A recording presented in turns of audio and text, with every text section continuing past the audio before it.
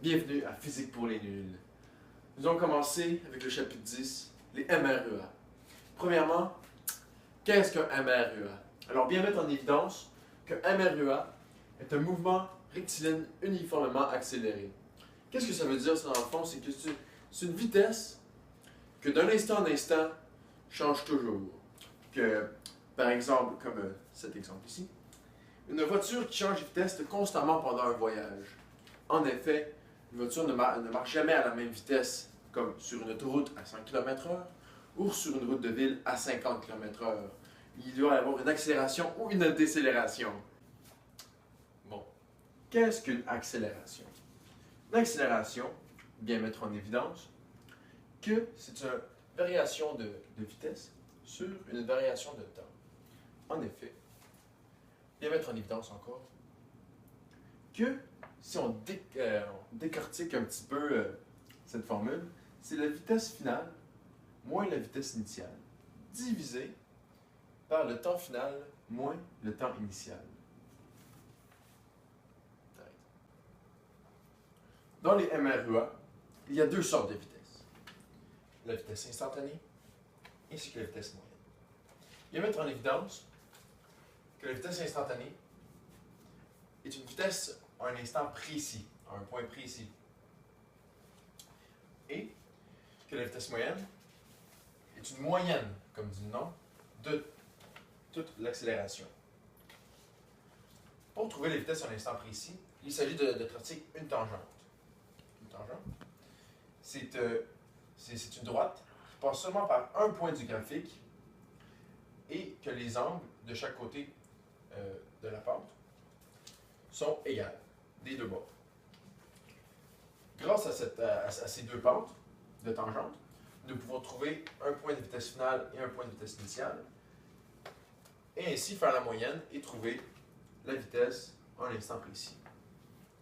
Pour la vitesse moyenne, il s'agit de prendre le point initial et le point final, de faire une moyenne, la moyenne qui est vitesse finale plus vitesse initiale divisé par 2.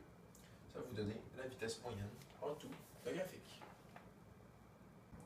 Bon, nous allons maintenant vous présenter les équations du MREA. Il y a celle de base, qu'on vous a déjà présenté tantôt. L'accélération est égale à la variation de vitesse sur la variation de temps. Avec cette formule, on peut la décomposer pour arriver à la première formule, qui est la vitesse finale est égale à la vitesse initiale plus l'accélération fois le temps. Pour commencer, nous allons la formule de base. Nous allons ensuite enlever la variation de vitesse pour mettre la vitesse finale moins la vitesse initiale, qui sont équivalentes, les deux ici. Nous allons ensuite faire fois le temps pour isoler le VF moins VI. Puis nous allons faire plus VI pour isoler le VF, ce qui redonne la même formule en haut. Pour la deuxième formule, nous allons partir de la formule de base du MRU, qui est la vitesse la vitesse moyenne, ouais, est égale au delta x sur le delta t. Puis la vitesse moyenne, c'est égal à la vitesse initiale plus la vitesse finale divisée par 2, comme ici. Puis ça, c'est égal à la variation de distance sur la variation de temps. Et là, tu fais fois le temps, c'est ce qui donne la distance. Pour arriver à la troisième équation, il a fallu substituer le VF de la première équation dans la deuxième équation, comme vous pouvez le voir ici. Ensuite, nous simplifions l'équation à sa plus simple expression. Donc ici, 2VI plus un delta t fois delta t. Ensuite, nous distribuons le delta t aux deux, car c'est une simple mise en évidence. On arrive ici. Arrivé ici, nous avons qu'avoir ici, car 2 divisé par 2, ça donne 1. Et ce qui donne la formule juste ici. Pour la dernière équation, il fallait prendre la première équation, isoler le delta t dans cette équation, puis la substituer dans la deuxième équation, comme ici. Nous avons remplacé le delta t par ça, ici.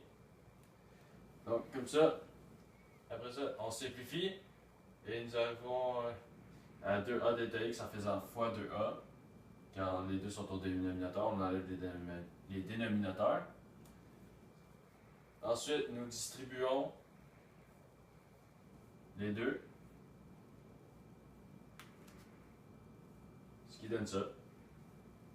Et après, on regroupe les termes semblables. Eux, ils s'éliminent, ce qui donne ici. Et ensuite, on isole le VF.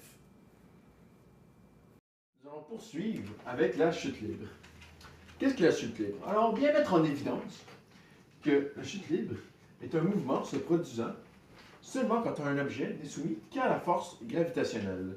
C'est comme quelque chose qui tombe, ce crayon par exemple. Ce crayon a accéléré vers le bas grâce à la force de la gravité terrestre. La norme de l'accélération de la gravité terrestre, car la gravité est une accélération, de moins 9,8 mètres par seconde carré. Donc, il est orienté vers le bas. C'est une vitesse, c'est une accélération en Y. Dans le fond, l'analyse de la chute libre se fait de la même façon que dans les Amarua, donc avec les 4 formules.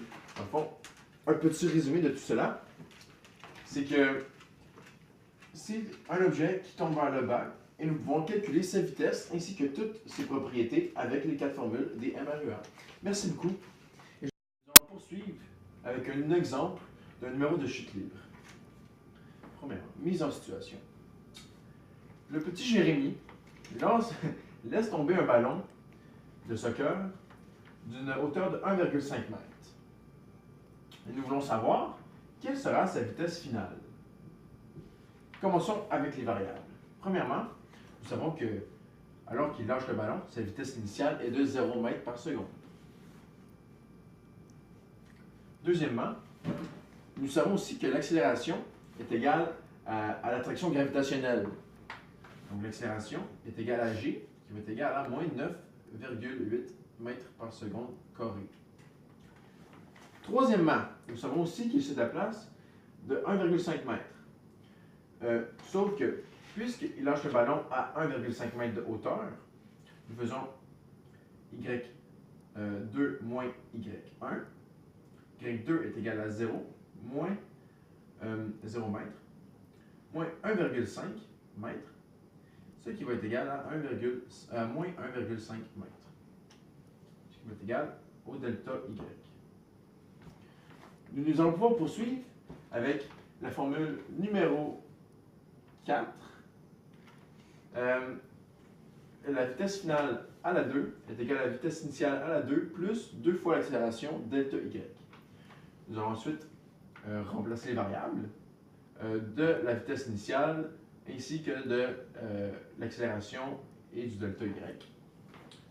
Pour ensuite, ça nous donne 29,4 mètres par seconde carré, mètres carrés à la seconde carrée, pour ensuite faire la racine carrée pour isoler la vitesse finale. Ce qui donne une vitesse finale de 5,42 mètres par seconde. Bonjour les gens, nous allons poursuivre avec un numéro. Voici le numéro. Il y a un dude qui parcourt 402 mètres en 6 secondes, partant de repos. Quelle sera son accélération en mètres secondes carrés? Donc, nous avons la vitesse initiale ici qui est de 0 mètres par seconde. Ensuite, nous avons la vitesse finale qu'on ne sait pas encore. Et ensuite, l'accélération qu'on ne sait pas plus. On a la distance, c'est de 402 mètres. Et on a le temps en 6 secondes. Excusez-moi.